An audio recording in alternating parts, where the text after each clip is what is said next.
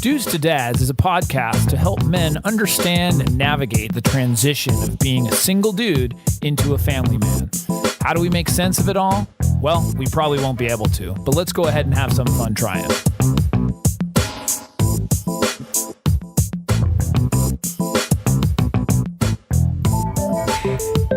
And we're back. We are back. I'm Jason Kreidman. I am Alan Bush. And this is Dudes to Dads. Dudes to Dads. And for those of you joining us on video, you will see that we are wearing the same exact thing that we wore last week. We don't have laundry. Actually, secret. We actually decided to record 2 podcasts in a row this time. Record back to back. It was a little bit easier. There was some scheduling difficulty, and that's what happens when you have a busy life. Yeah, people understand that. It's a show. We do how we want to. It's not that we didn't change. It's not like a Saturday Night Live where we're like, I have to do everything. No, I was gonna bring a change of clothes just to pretend like we had it, but I forgot. So I had to take the kids to school in the morning. Yep. I was more worried about my daughter's shoes, right? Than my. Did you never have another shoe ordeal? We haven't had a shoe ordeal in very. That's hilarious. Yeah, because that was a stretch. We've had other ordeals, but not but not the shoe one. Okay, she's cool with the shoes. She's good with the shoes. Yeah. she just had her 6th birthday. So happy birthday! Yeah. She's 6. Can you believe that? Wow. Yeah, my son's 7 is gonna turn 8 next month. That means I've known you for 7 years at least. At least, because I think your son was born when I met you. Yeah. He came into the office with his outfits on. His little Buzz Lightyear outfit. Yeah. So, it was crazy. They're growing up fast. Yeah. Growing up fast as we try to navigate this parent stuff. This was interesting. So the episode is based on a conversation that I had on last night. Yeah. I'm trying to think of, I don't even know the days of the week anymore. We are sitting at our dinner table and my wife looks over at me and she was kind of staring like in like this sort of weird smiling, like she was, I could tell she, up. I could tell she was thinking of something, like something was in her head. Yeah, not so much a scheme, but I look over because we sat, her and I were across from each other, and then my daughter and son are across from each other. It was like boys on this side, girls on this side. And most of the time it's like that, but not all the time. Yeah. We have fairly designated seats. And she looks over and she says, like the kids were kind of chatting, and she says, I never experienced this in my life when I was young. And I'm like, what are you talking about? Like breathing? What do you mean? No, like this meal? Like what, like corn on the cob? It's just pasta with sausage. Exactly. It's not that special. Yeah. Thanks, honey. No, she was saying the idea of having mother, father, and kids all at the dinner table together. So she grew up in a single mom family. Yeah. She had a single mom and didn't have it. So I said, well, they still ate dinners together, but the idea of having the dad, mom, and 2 kids, she was just kind of looking at it and appreciating it. Yeah. Kind of taking it all in. And it was weird because like for me, I love it and I appreciate it because it was valuable to me, but it's different. It's a different dynamic because for me, that wasn't the norm. Right. We had dinner together, at least in my younger years. In my older years, we had different athletics and things. So we established that foundation. But I have really fond memories of my childhood eating dinner together. We did barbecues and we always sat across from each other. We talked about talked about things. I remembered us not eating our green beans. There's all kinds of stuff that you remember as a kid. Right. My sisters where they sat, they sat, my parents, and just like dinner time was a really, really important thing. And I remember enjoying that, and I look back at that really fondly. Mm-hmm. And so it was just interesting when she brought that up of like, wow, like you didn't experience it in the same manner, but she did experience it still having dinner with her mom and her brother and, her brother. Well, yeah, but you're right. It's a different dynamic though. I can speak for Autumn in that regard as well, because basically I had the same kind of upbringing. Like I grew up, split family home and I ate dinner with my mom but like I was basically an only child growing up and I didn't have both my parents ever there at the same time, with a few exceptions of me seeing them there. Like when we met up and hung out but we never for long extended periods of time. Right. So yeah, it's a unique thing to me as well. When I see it, Yeah. So there was, I guess from both sides, there's an appreciation. It's just in a different a different context. Yeah. A different context. So we have mentioned in various things about dinners and eating together and stuff, but I really wanted to focus an episode about the importance of eating dinner together. Like, I really think this is, for me, it's been very, very important. And it was funny because then when I look and I did research, realize how important it actually is and how it impacts the dynamic of the children, the dynamic of the family. So found an article in the Washington Post. I'll post a link to it. Cool. A woman, Ann Fishel, co-founder of the Family Dinner Project. Okay. So she actually has something.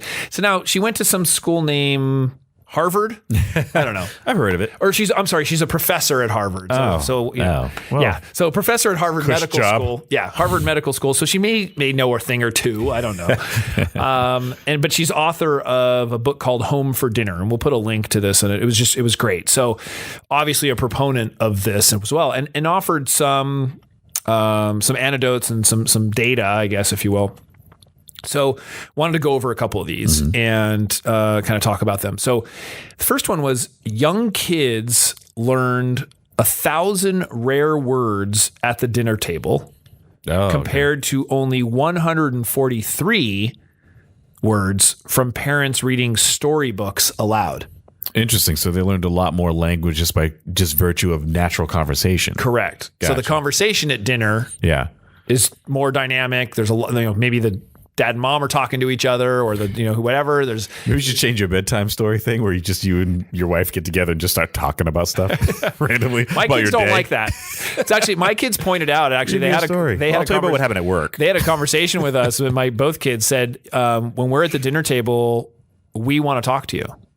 Because we would have conversation. Your kids said that? Yeah. That's hilarious. Because they would putting you in check. Totally. And I was like, wow, you know what? You're right. Because it's the time when we have conversation, but my wife and I will be talking and whatever, and realizing, you know what? We're kind of leaving them out of this conversation. It's like they want to talk. They don't get. We may say, hey, how was your day? And then they go, good. And then, that's it. Yeah, kids are not really good so what else do you want to talk about? Yeah, exactly. Politics? Exercise? What do you want to talk about? I'll talk about it. It's not like you're adding to the conversation. So jump right in. Exactly. Exactly. I know that you're 6, but just jump right in. So the vocabulary, kids who have a larger vocabulary obviously read easier. Yeah. Earlier and more easily. Yeah, for sure. That's my grammar. No, but that totally makes sense. And I didn't even think about that. Like how much you just pick up by virtue of paying attention and listening to conversations happening. Yeah. I think I picked up on things, I mentioned that I grew up kind of an only child, but I would listen to a lot of adults speaking. So I learned early what words worked and how the inflections worked and all that other stuff. So I ended up having a fairly large vocabulary before I was even in grade school. Yeah. And there's something to that too, where even the way that a parent will talk to the child. Right. Because they'll use, more babyish language and very few words. And which for some people, not maybe the babyish, but the very few words is a tactic you're supposed to use where, you just use one word answers and one word things where the child will really understand what you're saying. But what age does that change? I mean, you might not know, but is it like 2.5 or something? Just when they can start. No, but even now, my kids are a little older. Yeah. You can get your point across with 1 or 2 words rather than having a full conversation about what you need, like upstairs versus, hey, listen, it's bedtime. I really need you to go upstairs and get your pajamas on because it's time for you need to be going down to bed because you're going to have school tomorrow. I mean, it's like upstairs. Upstairs. Yep. It's 1 word, that's, it's easy. Right. It's a lot easier. Yeah, exactly. Food. Brush teeth. Yeah. It's just, you get very good at it. It's like talking caveman. So that's an important thing of just learning that. Number 2 is adolescents who ate family meals adolescents who ate family meals 5 to 7 times a week were twice as likely to get A's in school than those who ate dinner with their families fewer than 2 times a week. Wow. I mean, here's the thing.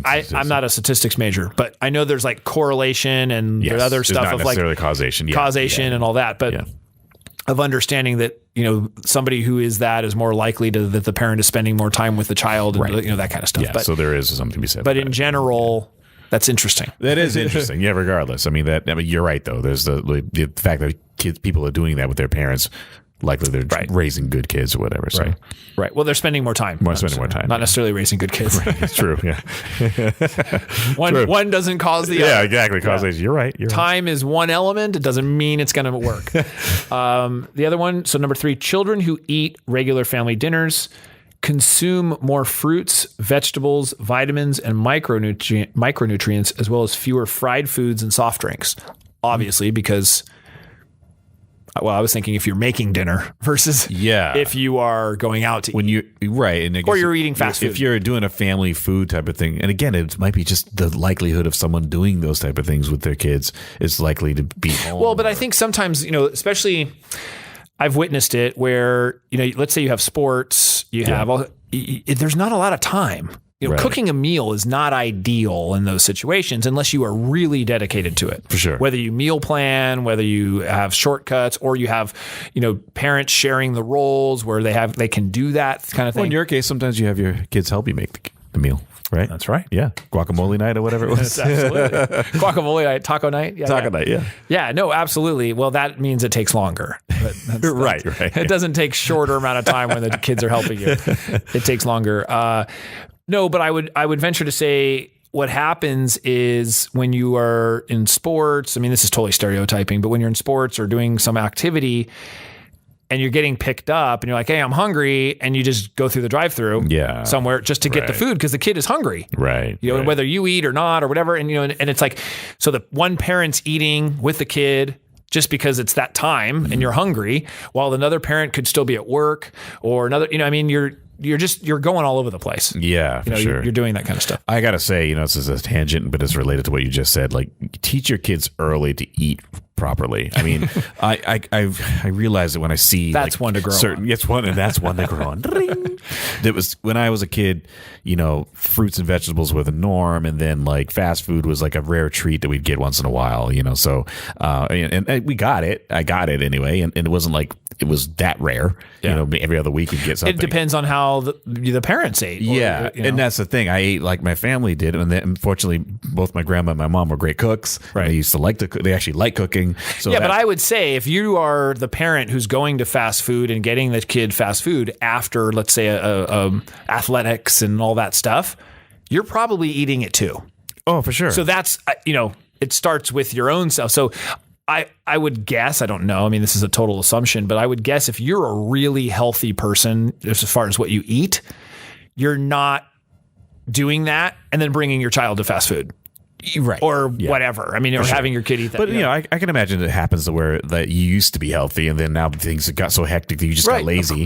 And so it's like, you just it's not easy to do the meal. You got to balance all that stuff. But like bring a snack with you, like, fruits or something with you so you can give it to them and tide you over till dinner type of thing. So anyway. Well, so monkey see, monkey do, as we've talked about. Exactly. You have to be committed to doing that yourself. For sure. But you're right. It is a tangent, but it makes sense. Makes sense. So here's another one. So there's a stack of studies that link family dinners with lowering a host of high risk teenage behaviors: smoking, binge drinking, marijuana use, violence, school problems, eating disorders, and sexual activity. There was a study in Minnesota with teens, 5,000 of them. Research concluded that regular family dinners were associated with lower rates of depression and suicidal thoughts as well. Wow. So causation, correlation, whatever. Healthy dinner activities, dinner, communication, connection. Yeah. All of it's making sense. So the thing that was said here is like dinner is really the most reliable way that families can connect and find out what's going on with each other. Yeah, I guess that makes sense. Kids who eat dinner with their parents experience less stress and have better relationships with them. Again, probably in general, it's that spending time. We have to keep that in perspective. Right. But that gives them a perfect, I don't want to say excuse is a bad word, but like excuse to get together and spend time together. If you don't have anything else going on, you could all eat dinner. Well, so here's the thing about that. And I have mentioned this before, and I'll be adamant about it, is like, if you have schedules that don't permit you to eat together, change your schedule. Yeah. Yeah. It's not it's not something where he's like, well, you know what? I have to do this. They have to do it. Don't do it. Right. Like, you have to look at what's most important. Hey, Food is one of the most important things ever. I mean, I'm a big proponent of athletics and involvement. I love when kids are involved in activities and all of that. But part of it is to balance that with how important the family time is. Absolutely. And if you're not having that multiple times a week, it's not just like, hey, Saturday and Sundays we get together. Right. Yeah. You know, we're always having warriors, dinner then. Yeah. Right. There's a whole slew of things that happen during the week. Your children at school, your children, you know, all of this stuff. When they need you the most. Right. I feel like. Right. Because they're away from you so long that the end of the day is the only time you really get to do stuff together. Yeah, it's a very, very important connection. So, and even work schedules. I mean, I know that there are situations which are probably really difficult to combat where, you know, one parent works during the day and the other one works at night. Yeah. It's just, I mean, and that's a really hard one. That's really tough. Yeah. You know, I don't know how to combat that because you say, well, just change your job. You know, I mean, it's easier said than done. Yeah, right. Let's eat on Skype. But you know, no, I mean, my wife was a nurse when we first got together. She worked night shifts. Right. You know, so if we had kids at that time, that would have been a challenge. I mean, you know, it would have been easier. I mean, it would have been easy to watch the kids, but but it would have been one at a time. Yeah, but it would have been a difficult thing to spend that time together. So you gotta figure that one out. I don't have the answer for everybody. It's, you know, I'm lucky in that aspect that I can do that. I mean, I've also, I wouldn't say just lucky, but I've made the effort to do that. And even when I had a quote job where I worked for somebody else, quote job. Yeah. Well, I mean, I worked for somebody else. I still have one, but you're an independent worker. Own your own business. But I was told at the time, said, hey, you know, my wife had it was really important and say, hey, listen, I really want to have our dinners and make sure that we're home. Because it's like things were creeping up and it was getting later. And even me, who this was valuable to, it was like, it just was, I was like, oh gosh, I forgot this stuff at work. But, you know, and it just kept happening to finally saying, you know what, I can't do that. Yeah. Like I'll cut it off. I'm home for dinner. If I have to do some work later, then fine. But I'm not going to miss that dinner time activity. Right. So you can make the schedule work. Yeah. You know? Yeah. You know, it made me think about the kind of the activity of eating with people. Well, that's a very social thing, you know, going out to dinner and restaurants. And even if you're with your significant other or a friend, you go out somewhere where other people are eating as well. I don't know, something about that makes me feel good, you know, like it just to be around people or be around people that you care about at the very least, and just breaking bread and eating. And you're right, it does bring that sense of community. And even if you're not gabbing away, there's still that bond that's happening right there. Yep. And that's why it's good to, you know, have meals with your significant other and your children. Yeah, eating alone is not very fun. No. You know? I could do it. Yeah. Well, I mean, like in the mornings, I get up really early, so I often will eat before everybody else is up. Yeah. Not all the time, but it's not that enjoyable. You know? Like, right. I mean, granted, it's quiet, so I don't mind. But I can hear the breakfast. crunching. Yeah, I can eat my breakfast in peace. Right. But it's nice to have other people there. Yeah. You know, it is nice to do that. Yeah. So, you know, they said a parent and child can share a positive experience, whether that's a well-cooked meal, a joke, a story.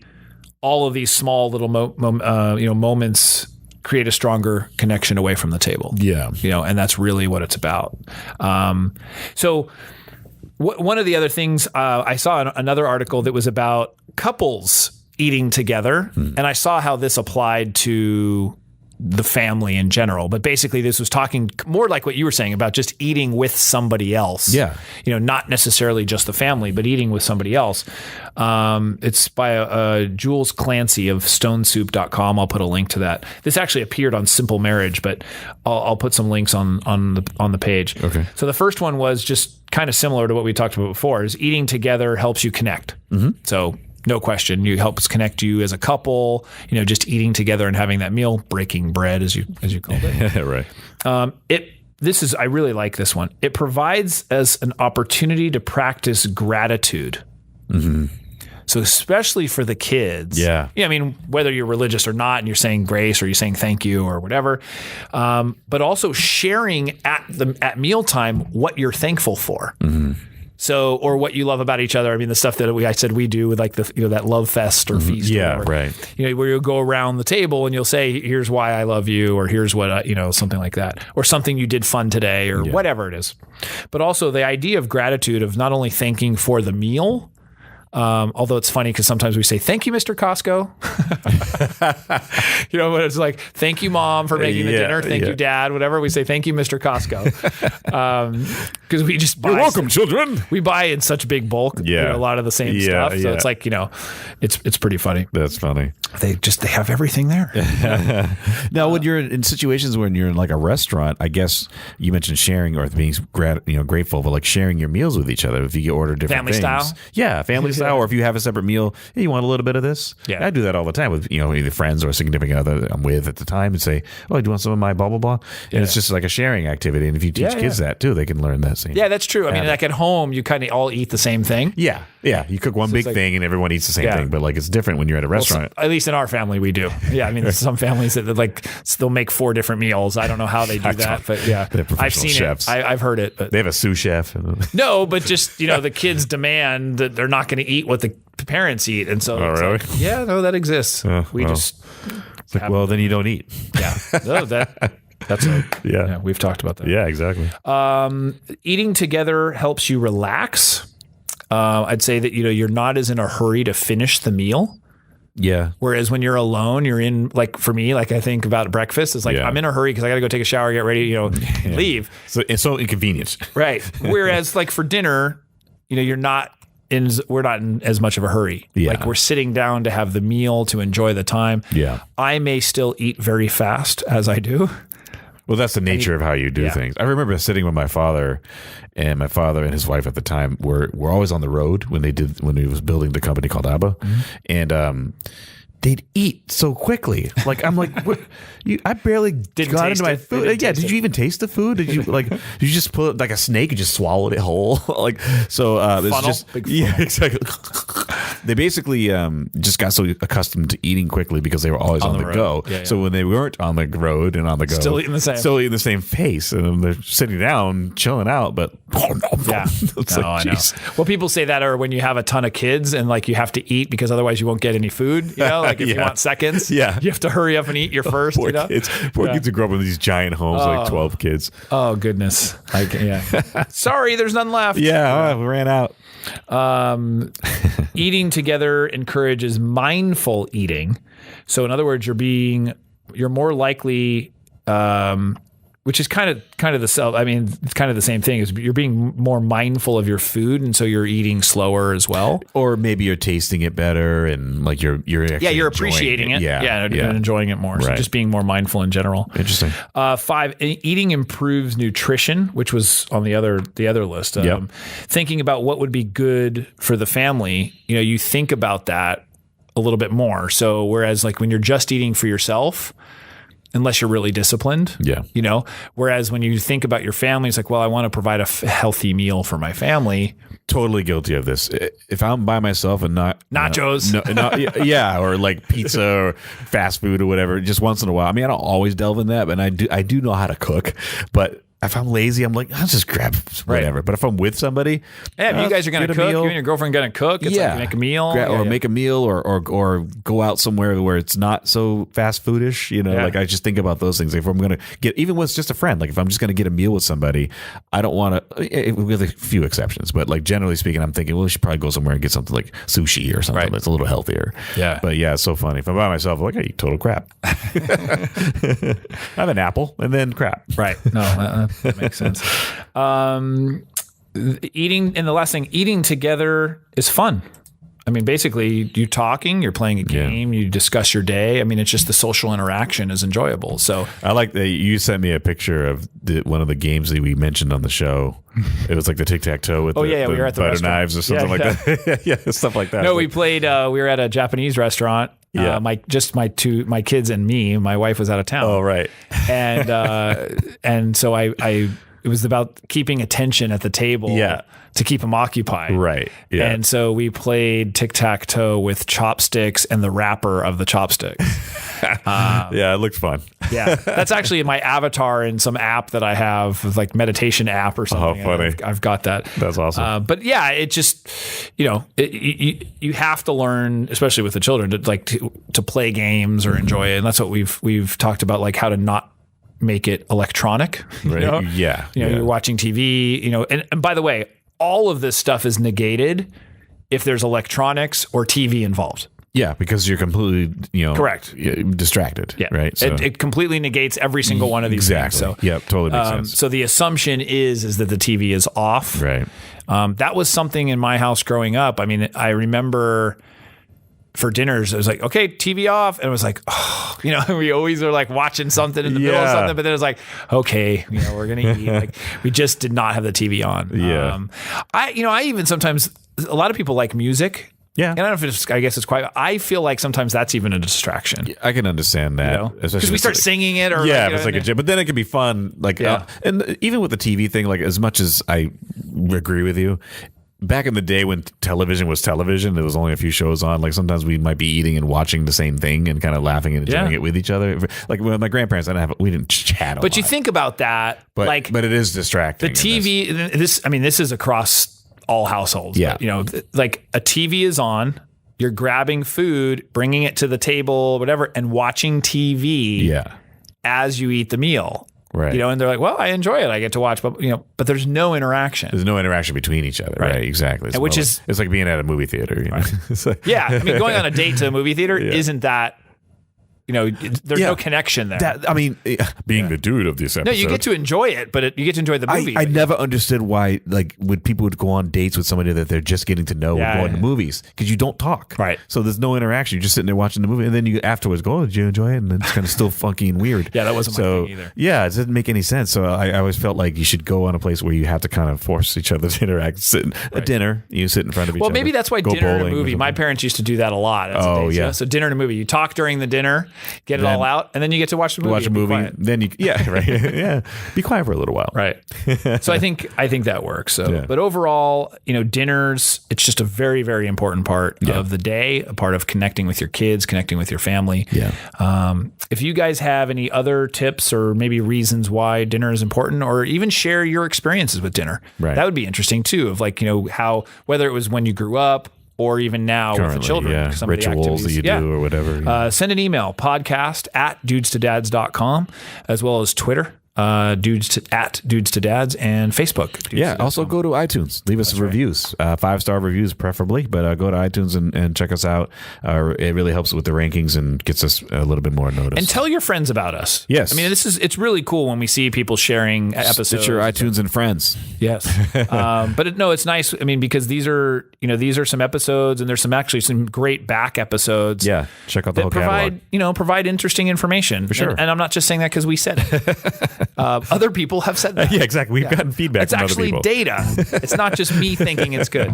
So no, it is really cool, and it's really helpful when people share the information. Sure. And if you say, hey, listen, I think you'd enjoy this, and share it on Facebook or Twitter. Yeah, exactly. Whatever. So, and with that, our second episode of the day. Yeah, with our same clothing, which is now they are able to see that on video, so we can't really hide that. And with that, Alan, thank you. Thank you. And we'll see you next week. See you next week.